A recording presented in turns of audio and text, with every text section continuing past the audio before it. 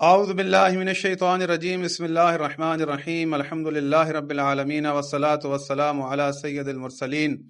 وآلہ الطیبین الطاہرین المعصومین المظلومین۔ عزیزان محترم، پروگرام بیان القرآن میں آپ کو خوش آمدید کہتا ہوں۔ سورہ بقرہ جاری ہے اور گزشتہ ویڈیو میں ہم پہنچے تھے سورہ بقرہ کی آیت نمبر 60 تک۔ آج ہم شروع کریں گے سورہ بقرہ کی آیت نمبر 61 سے، کہ جس میں اللہ رب العالمین فرماتا ہے بسم اللہ الرحمن الرحیم وَإِذْ قُلْتُمْ يَا مُوسَى لَن نَّصْبِرَ عَلَىٰ طَعَامٍ وَاحِدٍ فَادْعُ لَنَا رَبَّكَ يُخْرِجْ لَنَا مِمَّا تُنبِتُ الْأَرْضُ مِن بَقْلِهَا وَقِثَّائِهَا وَفُومِهَا وَعَدَسِهَا وَبَصَلِهَا قَالَ أَتَسْتَبْدِلُونَ الَّذِي هُوَ أَدْنَىٰ بِالَّذِي هُوَ خَيْرٌ اهْبِطُوا مِصْرًا فَإِنَّ لَكُم مَّا سَأَلْتُمْ وَضُرِبَتْ عَلَيْهِمُ الذِّلَّةُ وَالْمَسْكَنَةُ وَبَاءُوا بِغَضَبٍ مِّنَ اللَّهِ ذلك بأنهم كانوا يكفرون بآيات الله ويقتلون النبيين بغير الحق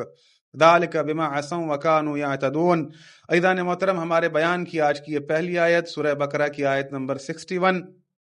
جس طرح سے میں نے آپ کے سامنے گزشتہ ویڈیو میں بنی اسرائیل نے جو نعمتیں اللہ رب العالمین نے انہیں عطا کی تھی ان کا انکار کیا، اللہ رب العالمین کے عہد کی خلاف ورزی کی، اللہ رب العالمین نے جو بھی ان سے چاہا وہ عمل نہیں کیا بلکہ اپنی خواہش نفسانی کو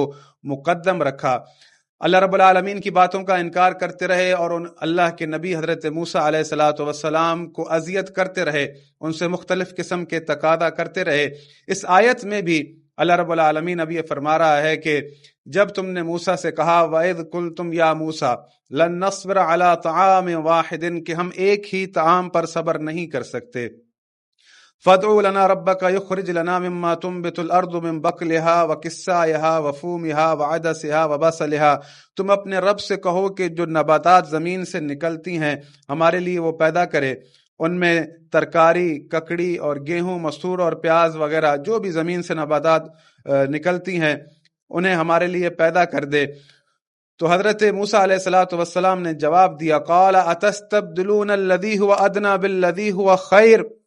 کہ جو اللہ کی طرف سے خیر تمہیں عطا ہوا ہے ناقص چیزوں کے عوض اس خیر کو بدلنا چاہتے ہو۔ یعنی جو منہ سلوہ بنی اسرائیل پر اترتا تھا،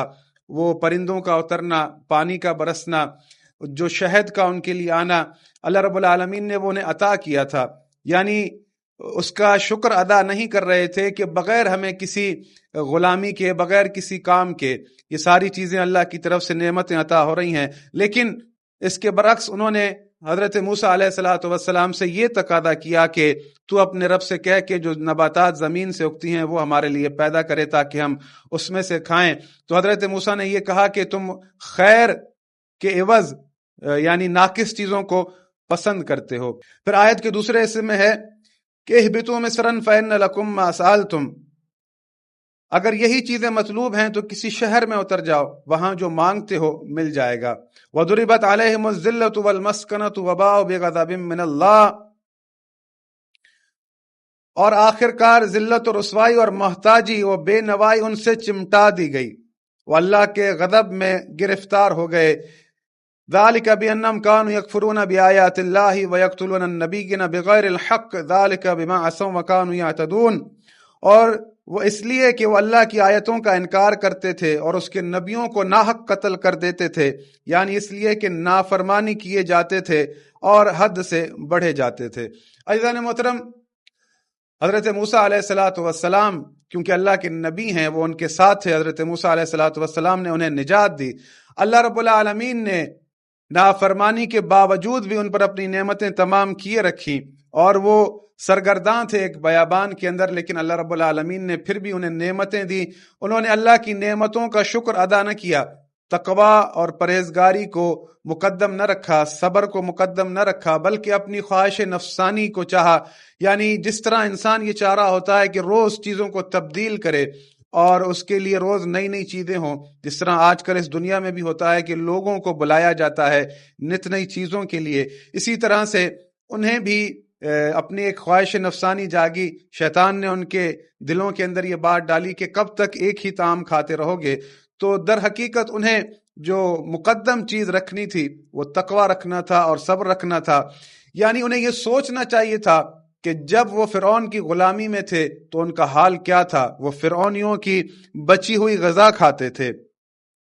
یہاں پر جب انہیں اللہ رب العالمین نے آزادی دی، ان کے اوپر کوئی مسلط نہیں تھا، آزاد تھے، اس آزادی کی نعمت کا انہیں شکر ادا کرنا چاہیے تھا کہ اللہ رب العالمین اپنی طرف سے ہمیں نعمتیں دیتا ہے، اپنی طرف سے ہمیں خوراک عطا کرتا ہے، اپنی طرف سے ہمیں پانی عطا کرتا ہے، ہم پر کوئی شخص کوئی ظالم مسلط نہیں ہے، ہمیں اس کی نعمتوں کا شکر ادا کرنا چاہیے، اس کی باتوں کی فرما برداری کرنی چاہیے، لیکن بجائے اس کے کہ وہ اللہ کی باتوں کی فرما برداری کرتے، روز نئے تقاضا کرتے تھے، اور حضرت موسیٰ سے کہا کہ ہم ایک ہی طعام پر صبر نہیں کر سکتے، تو حضرت موسیٰ نے کہا کہ اگر تمہیں مختلف چیزیں چاہیے تو کسی شہر میں چلے جاؤ، یعنی حضرت موسیٰ کا بھی یہی کہنا تھا کہ اسی طرح جس طرح تم پہلے غلامی میں تھے، کیا وہی چاہتے ہو؟ یہ تمام تر چیزوں تے شہروں میں ملتی ہیں، اگر تمہیں یہی درکار ہیں تو تم کسی شہر میں چلے جاؤ، جو چاہو گے مل جائے گا۔ پھر اللہ رب العالمین فرماتا ہے اور آخرکار ذلت و رسوائی، محتاجی و بے نوائی ان سے چمٹا دی گئی، وہ اللہ کے غضب میں گرفتار ہو گئے، یہ اس لیے کہ وہ اللہ کی آیتوں کا انکار کرتے تھے۔ وہ منہ سلوہ آنا اللہ کی طرف سے تھا، اللہ کی نشانی تھی، اللہ کی آیتیں تھی، اس کے عوض وہ دنیا کی ناقص چیزیں چاہتے تھے، ناقص چیزوں کو طلب کرتے تھے اور اللہ کی باتوں کا انکار کرتے تھے۔ عزیزان محترم، اس آیت کی تفسیر میں، تفسیر برہان میں موجود ہے کہ رسول اللہ صلی اللہ علیہ وآلہ وسلم نے فرمایا کہ کبھی بھی بنی اسرائیل کی طرح مت بننا، کہ بنی اسرائیل انبیاء کو اذیت کرتے تھے، انبیاء کو قتل کرتے تھے، ناحق قتل کرتے تھے، اور ایسے تقاضا اللہ سے کرتے تھے کہ جو جائز نہیں ہوتے تھے۔ رسول اللہ صلی اللہ علیہ وآلہ وسلم نے فرمایا کہ جو ناخوش آئند بات تمہاری زندگی میں ہے بھی صحیح تو اس پر صبر کیا کرو اور اللہ سے خیر طلب کیا کرو کہ اے میرے اللہ تو مجھے خیر عطا کر، اگر میری زندگی میں کچھ ایسا مرحلہ میرے ساتھ آ گیا ہے کہ میں اس پر راضی نہیں ہوں، یہ مجھے اچھا نہیں لگتا، تو مجھے میرے دین کا خیر دے، میری دنیا کا بھی خیر دے، میرا دین مجھے کامل دے، میرا دین مجھے سالم دے، کہ میرے دین کے اندر کوئی خرابی نہ ہو۔ یعنی بعض اوقات ایسا ہوتا ہے کہ ہم لوگ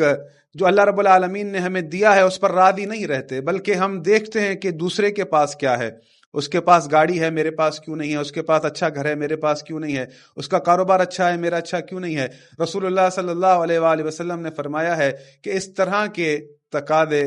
اللہ رب العالمین سے مت کیا کرو، بلکہ یہ دعا کیا کرو کہ اللہ میرے کندھوں پر جو بوجھ ہے اسے اٹھانے کی مجھے توفیق عطا کر، صبر اختیار کیا کرو، اللہ سے طلب کیا کرو، اور یہ طلب محمد و آل محمد علیہ السلام کے ذریعے سے کیا کرو کہ اللہ تجھے واسطہ محمد و آل محمد کا کہ تو ہمیں اپنی طرف سے خیر عطا کر، ہماری زندگیوں کو کامل کر دے، جو کمیاں ہیں ہماری زندگی میں اسے پورا کر دے، ہمارے دین کو ہمارے ساتھ رکھ، ہمارے دین میں کوئی نقص پیدا نہ ہو۔ عزیزان محترم، اس آیت کے اندر بنی اسرائیل کی جو نافرمانیاں تھی اس کا ذکر ہے، اور جو ان کی چاہت تھی کہ وہ ایک طعام پر صبر نہیں کر رہے تھے بلکہ انہیں دنیا کی زندگی مطلوب تھی۔ اس آیت کا ہدف یہ ہے کہ جو اللہ خیر دے اس خیر پر راضی ہو رہا کرو، کیونکہ اللہ جو بھی بندے کے لیے انتخاب کرتا ہے بہترین انتخاب کرتا ہے۔ اللہ رب العالمین سے خیر ہی طلب کیا کرو، اور رسول اللہ صلی اللہ علیہ وآلہ وسلم نے تمام مسلمانوں کے لیے، مومنین کے لیے یہ بات فرمائی ہے کہ بنی اسرائیل کی طرح کبھی اللہ سے آمرانہ کوئی چیز طلب نہ کیا کرو، بلکہ اس کا خیر طلب کیا کرو۔ عزیزان محترم، آج کے ہمارے بیان کی دوسری آیت جو کہ سورہ بقرہ کی آیت نمبر 62 ہے، کہ جس میں اللہ رب العالمین فرماتا ہے بسم اللہ الرحمن الرحیم ان الذين آمنوا والذين هادوا والنصارى والصابئين من آمن بالله واليوم الآخر وعمل صالحا فلهم أجرهم عند ربهم ولا خوف عليهم ولا هم يحزنون۔ جو لوگ ایمان لائے ہیں، ان الذين آمنوا والذين هادوا، اور جو یہودی ہیں، والنصارى، اور جو عیسائی ہیں، والصابئین، جو حضرت نوح یا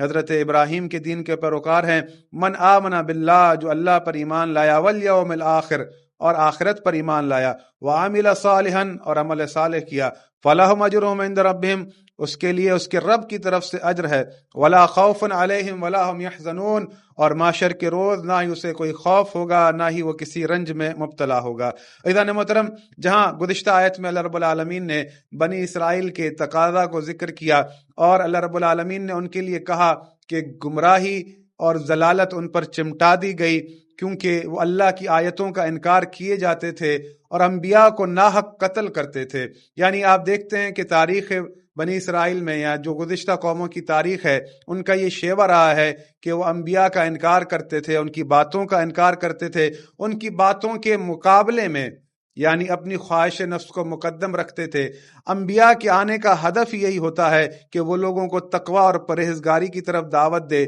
آخرت کے گھر کی طرف دعوت دے، لیکن لوگ آخرت کو چھوڑ کر دنیاوی چیزوں کے طلبگار ہوتے ہیں۔ وہ چاہتے ہیں کہ اس دنیا میں ہم تمام تر جو بھی لذتیں ہیں دنیا کی وہ اٹھا لیں، حالانکہ اللہ یہ چاہتا ہے کہ تم آخرت کو مقدم رکھو۔ یہ دنیا کی چیزیں تو تمام ہونے والی ہیں، یہ دنیا کی زندگی تو تمام ہونے والی ہے۔ اللہ رب العالمین نے فرمایا ہے کل نفس ذائقۃ الموت، ہر نفس کو موت کا مزہ چکھنا ہے، لیکن حیات جاوداں جو کہ جنت کی زندگی ہے، اللہ رب العالمین اس زندگی کی طرف دعوت دے رہا ہے۔ تو اسی وجہ سے لوگ انبیاء کے دشمن ہوتے ہیں، کیونکہ وہ نہیں چاہ رہے ہوتے کہ ہم قید و بند میں رہیں۔ یعنی قید و بند سے یہ مراد کہ ہم پر کوئی ایسا یعنی قانون، کوئی ایسا آئین نافذ ہو جو ہمیں روکتا ہو یعنی خواہشات کو حاصل کرنے کے لیے۔ تو اللہ رب العالمین کیونکہ دنیا کے اندر ایک آئین دیتا ہے، اس آئین پر چلنے میں ہی سعادت مندی ہے اگر انسان سمجھے، کیونکہ اللہ رب العالمین جو بھی قانون انسانوں کے لیے بناتا ہے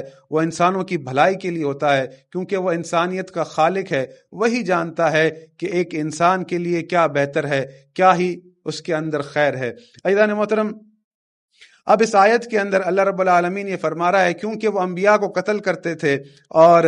اللہ رب العالمین کی نعمتوں کا انکار کرتے تھے، تو اللہ رب العالمین اب اس آیت کے اندر سورہ بقرہ آیت نمبر 62 میں ان لوگوں کو ممتاز کر رہا ہے کہ جو ایمان لے آتے ہیں، یعنی جو مسلمان ہیں، جو مومنین ہیں، ان کے لیے بھی، اور وہ لوگ جو یہودی تھے، جو ایمان لائے تھے حضرت موسیٰ پر، اللہ پر، اور انہوں نے اللہ کی باتوں کو مانا، اس پر عمل کیا، پھر وہ یہودی ہوں، وہ نصارہ ہوں، یا وہ دین ابراہیم کے پیروکار ہوں، یا حضرت نوح کے ماننے والے ہوں، سب کے لیے اللہ رب العالمین کہہ رہا ہے کہ جو اللہ پر ایمان لایا، آخرت پر ایمان لایا، اور شرط کیا ہے؟ وَعَمِلَ صَالِحًا فَلَهُمْ أَجْرُهُمْ، اور عمل صالح کیا، اس کے لیے اس کے رب کی طرف سے اجر ہے۔ وَلَا خَوْفٌ عَلَيْهِمْ وَلَا هُمْ يَحْزَنُونَ، اور محشر کے روز اسے کوئی خوف نہیں ہوگا، کسی رنج میں وہ مبتلا نہیں ہوگا۔ عزیزان محترم،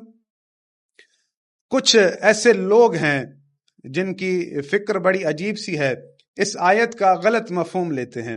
یعنی ان کا نظریہ یہ ہے کہ کوئی کسی بھی مذہب پر رہ کر یعنی عمل صالح کر کے وہ جنت میں چلا جائے گا۔ اس آیت کا ہرگز یہ مفہوم نہیں ہے، نہ مطلب ہے۔ یہاں پر اللہ رب العالمین جو کہہ رہا ہے کہ جو حضرت موسیٰ پر ایمان لائے تھے، اللہ کی باتوں کو مانا تھا، وہ یہودی، اور اس ایمان کی حالت میں وہ مر گئے، انہوں نے عمل صالح کیا تھا، ان کا یہ ایمان تھا کہ آخرت ہے، ہمیں دوبارہ زندہ ہونا ہے۔ اس ایمان کی حالت میں جو یہودی گئے اس دور میں، وہ ان کو نہ کوئی خوف ہوگا، نہ ہی کوئی رنج ہوگا، نہ ہی وہ کسی فکر میں مبتلا ہوگے۔ اسی طرح سے وہ عیسائی جنہوں نے حضرت عیسیٰ کو اللہ کا نبی مانا اور اللہ پر ایمان لائے، آخرت پر ایمان لائے، یہ بات ان کے لیے ہے۔ یعنی تمام انبیاء جو آئے ہیں، ان کو ماننے والے جو بھی لوگ ہیں، اللہ رب العالمین بشمول مومنین کے انہیں بھی شامل کر رہا ہے کہ جو اس زمانے میں حالت ایمان میں دنیا سے گئے اور ان کا یہ عقیدہ تھا کہ وہ دوبارہ زندہ کیے جائیں گے، آخرت پر ایمان رکھتے تھے، تو وہ محشر کے روز کسی بھی رنج میں مبتلا نہیں ہوں گے، انہیں کوئی خوف نہیں ہوگا۔ رہی بات یہ کہ جو لوگ کہتے ہیں کہ اپنے مذہب پر رہ کر عمل صالح کر کے لوگ جنت میں جا سکتے ہیں، تو یہ بالکل قرآن کی مخالفت ہے، کیونکہ اللہ رب العالمین فرماتا ہے سورہ آل عمران آیت نمبر 85 میں کہ وَمَن يَبْتَغِ غَيْرَ الْإِسْلَامِ دِينًا فَلَن يُقْبَلَ مِنْهُ وَهُوَ فِي الْآخِرَةِ مِنَ الْخَاسِرِينَ، اور جو شخص اسلام کے سوا کسی اور دین کا طالب ہوگا، اللہ اس سے ہرگز قبول نہیں کرے گا، اور ایسا شخص آخرت میں نقصان اٹھانے والوں میں سے ہوگا۔ عزیزان محترم،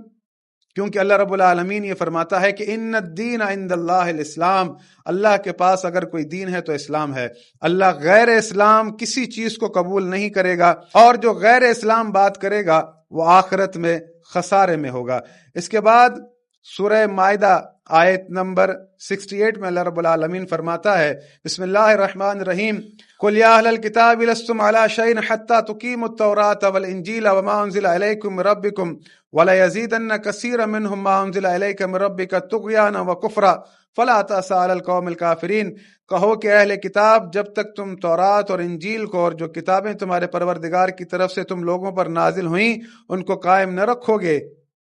کچھ بھی راہ پر نہیں ہو سکتے، اور یہ جو قرآن تمہارے پروردگار کی طرف سے تم پر نازل ہوا ہے ان میں سے اکثر کی سرکشی اور کفر اور بڑھے گا تو تم کو قوم کفار پر افسوس نہ کرو۔ عزیزان محترم، یعنی اللہ رب العالمین یہ کہہ رہا ہے کہ میرے رسول پر جو قرآن نازل ہوا ہے اس کو اگر چھوڑ کر گزشتہ کتابوں پر چلتے رہو گے تو تمہاری کوئی حیثیت نہیں ہوگی، تم سے یہ قبول نہیں کیا جائے گا، بلکہ اس سے تمہارا کفر اور بڑھے گا، اور تم کسی کافر قوم پر کوئی افسوس نہ کرو بلکہ اس کا مصداق تم خود ٹھہرو گے، کیونکہ اللہ رب العالمین تم سے قرآن منوانا چاہتا ہے، رسالت منوانا چاہتا ہے۔ اللہ رب العالمین ہرگز رسالت کے بغیر کسی کو قبول نہیں کرے گا، اسی لیے اللہ رب العالمین نے گزشتہ قوموں پر بھی رسول اللہ صلی اللہ علیہ وآلہ وسلم کی رسالت کو واجب کیا تھا، ان کے اوصیاء کی ولایت کو واجب کیا تھا۔ اللہ رب العالمین ہرگز قبول نہیں کرے گا کہ کوئی میرے رسول کا انکار کرے اور یہ کہے کہ میں عمل صالح کی وجہ سے جنت میں داخل ہو جاؤں گا۔ اللہ رب العالمین تو مومنین کو منع کرتا ہے، سورہ مائدہ آیت نمبر 51 جس میں اللہ رب العالمین فرماتا ہے یا ایھا الذین آمنوا لا تتخذوا اليہود والنصارى اولیاء بعضهم اولیاء بعض ومن يتولهم منکم فانه منهم ان اللہ لا يهدي القوم الظالمین۔ اے ایمان والو، یہود اور نصارہ کو دوست نہ بناؤ، یہ ایک دوسرے کے دوست ہیں، اور جو شخص تم میں سے ان کو دوست بنائے گا وہ بھی انہی میں سے ہوگا، بے شک اللہ ظالموں کو ہدایت نہیں دیتا۔ اللہ رب العالمین تو مومنین کو منع کر رہا ہے کہ جو یہ اس وقت موجود ہیں یہود و نصارہ، انہیں دوست نہ بنانا کہ جب تک وہ اپنے دین پر قائم رہیں۔ اس دوستی سے مراد یہ ہے کہ تم ان کی باتوں پر نہ چلنا، جو چلے گا انہی میں سے ہوگا، اور اللہ ظالم قوم کو ہدایت نہیں دیتا۔ جہاں تک رسالت کی بات ہے، رسول اللہ صلی اللہ علیہ وآلہ وسلم وہ ہستی ہیں کہ اللہ رب العالمین نے انہیں تمام عالمین کے لیے رحمت بنا کر بھیجا ہے کہ جن کی آواز سے اونچی آواز اگر کوئی کر لے تو اس کے اعمال حبط ہو جاتے ہیں، جن کی آواز سے آواز اونچی ہونے پر کسی کے اعمال حبط ہو جائیں تو جو رسالت کا انکار کرتا ہو اللہ رب العالمین اسے جنت میں کیسے داخل کرے گا؟ تو یہ جو بات ہے یہ گزشتہ لوگوں کے لیے ہے، وہ لوگ جو حقیقی مومن تھے، جو انبیاء پر ایمان لاتے تھے، جو آخرت پر ایمان لاتے تھے، اللہ رب العالمین ان کے لیے کہہ رہا ہے کہ یہ معاشر کے روز کسی غم میں مبتلا نہیں ہوں گے۔ تو عزیزان محترم، یہ آج کی دو آیتیں، ان کی میں نے آپ کے سامنے کچھ تفسیر بیان کی، انشاءاللہ اگلی ویڈیو میں آپ کے سامنے جلد حاضر ہوں گے۔ اپنے کمنٹس اور آراء سے ضرور آگاہ کیجیے گا۔ والسلام علیکم ورحمۃ اللہ وبرکاتہ۔